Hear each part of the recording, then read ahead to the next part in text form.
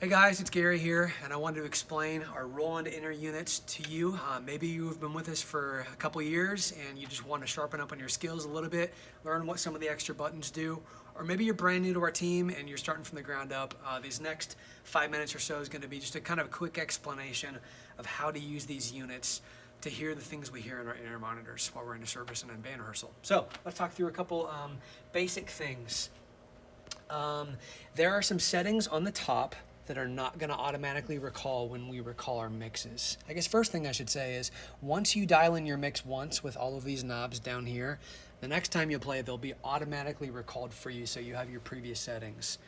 These knobs at the top that don't have like digital dials on them, those are not going to recall anything. So I want to make sure that I'm starting from a kind of a basic level up here, so that some very basic knobs are where they need to be. So I want to make sure that my ambient mic is off, and that's just a mic on the back that picks up everything around it. I turn that off. This one we'll come back to if you're a vocalist using a wireless unit. This reverb, I want to make sure is red so that I can hear reverb happening when I turn reverb on the unit. Otherwise, it just mutes all the reverb all the time. The bass knob, I like to have it 12 o'clock. There's a little indentation. I just leave it there. Same thing with the treble knob. I just leave it at the indentation at 12. I keep the limiter all the way off. And then if I'm plugged directly into the unit with a cable and not using a wireless pack, this is my volume. I generally run this master volume around 11 o'clock. However, if I'm a vocalist and I'm using a wireless unit, with some experimentation, I've found that the way to get the least amount of hiss and noise, but the most amount of like dynamic volume range is if I run my line out around, I think it's around like 9:30 or 9 or 10 or something, kind of in there, basically lower.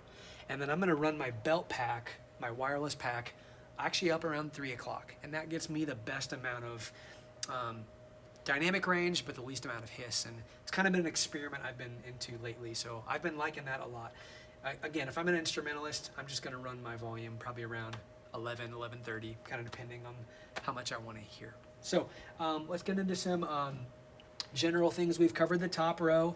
The next thing I want to cover is these layers. So if I click on this top button right here, I am controlling now all of our top channels. So let's say I want to control the volume of the lead vocal. I'm going to go down to the bottom layer and then jump over to here, and then this is my volume for that lead vocal channel. Or if I want to control the level of the bass, which is right here on the top row, I'm going to jump to the top layer, and then there's my volume for the bass guitar that I can change. So there's your basic volumes. Another thing we'll talk about is if you see a green light, it means that audio is passing through, which can be a good kind of troubleshooting thing if something is working or not working. Visually, that helps me tell whether it's happening. If I turn off the volume, it doesn't change whether the green light's on or off. It just tells me if signal is incoming. Another little helpful thing. Another thing I like doing is if something on an instrument just isn't quite sounding right and I want to hear just that instrument, I can hit the this button above the instrument. Let's say on the piano, something's just not quite right. I can solo the piano, and then I can go in and manipulate some parameters within the piano, and I can really get to hear specifically that. So let's just do a quick walkthrough of what is in these channels.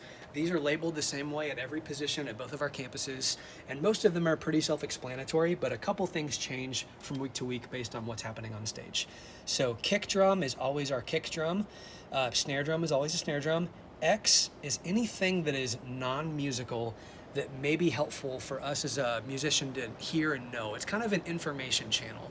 Things like our pastor's mic, the host, the service host, our music director's mic, anything our sound guy or our producer may need to speak to us before or during service, anytime there's a video, things like that. We're not going to be relying on these things during the music most of the time, but during the flow of a service, these really help us know when to play and what's happening next and things like that.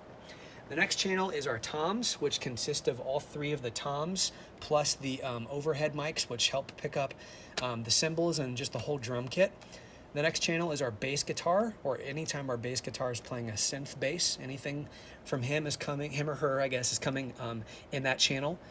Our lead electric is always our lead electric guitar player. If there's one electric guitar player on stage, that's that guitar player. If there's two and one of them is a worship leader, lead electric's in lead, and we'll talk about where rhythm electric goes in a second. Acoustic guitar is an acoustic. Anything from our keyboard is in keys. Anything from our piano, whether it's a grand piano or the Nord piano, is in this piano channel here. Lead Vox is our primary worship leader. That'll always be me, Matt, or Jason. We rotate on who the worship leader is at different campuses.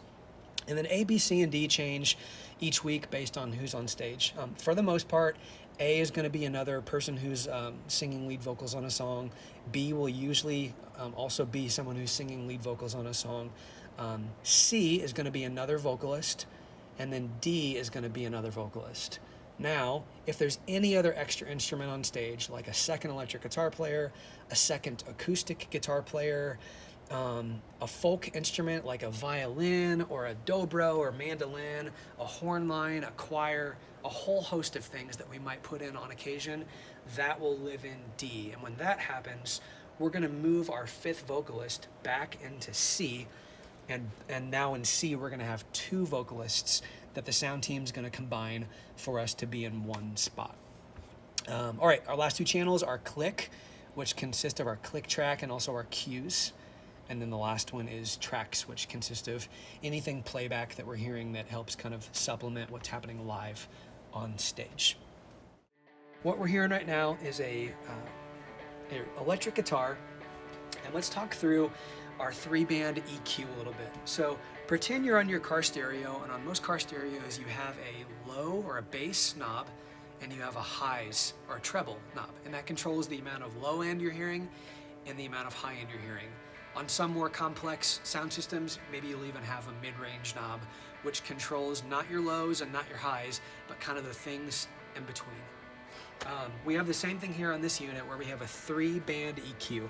We have our high gain, which controls I'm going to be turning the highs up and down here so you can hear it. The high gain controls how much treble is happening from minus 12 dB or something to, if it's up, we're neutral, and then if I'm up all the way, I'm plus 12 dB highs or something kind of like that.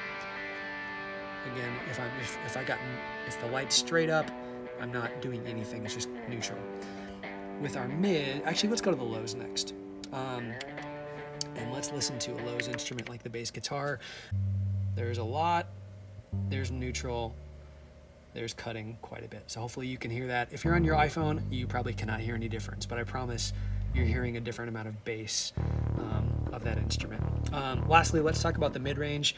This is probably the most complex one because we have the ability to choose what mid-range frequency we're either cutting or boosting. So what I'm going to do here, just so you can hear it rather than me just talk about it, is I'm going to turn up the mids all the way, which is something I would probably never do, but it's good for you to hear it in theory.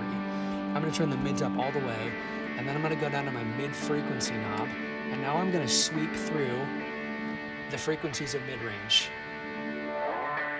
And you can hear that different frequencies are being boosted. Again, in theory, this isn't practical, but how I might do this is, let's say it's a little bit too something. Let's say, for instance, it's too kind of quacky. So maybe I kind of find that quacky frequency with it turned all the way up, and then I can go in and cut that down to get rid of that frequency. That may be how I'd use that on a particular instrument. So that's our 3-band EQ. Essentially, our bass, our lows, our mid-range amount, and then our treble amount. Again, all these will change whenever you cycle between them of how much you're either cutting or boosting. All right, the last thing we'll talk through on this Roland unit is our reverb. So what I'm going to do on this vocal is turn the reverb off. So now you're hearing just a dry vocal sound, as well as you're hearing some drums picking up on the background mics.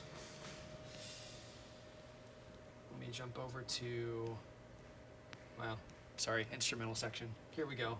She's gonna start singing again right here. I'm gonna turn the reverb up all the way. And you can hear now, it sounds like she's like yelling into a cave. So that, for me, that's way too much reverb. If I put it around 11 o'clock or noon, I find that that's kind of an acceptable amount of reverb for me to hear on the channel. So again, dry, way too much, kind of a sweet reverb where it sounds a little bit more natural. So those are the basic controls on the unit. Of course, I didn't talk about volume, but if you click the volume button, it's right below reverb and pan volume. That'll control the overall level we have of that particular channel. There's one more I skipped over, I'm sorry. Panning.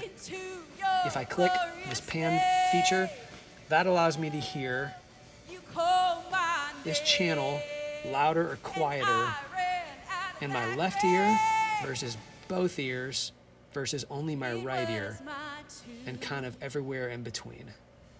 I love doing that so I can separate my instruments a little bit. In fact, if you want to watch the next video, which will be below this one, you can learn how I like to approach my mix. But here's just the basic controls on a Roland. Hope this was helpful. See you next time.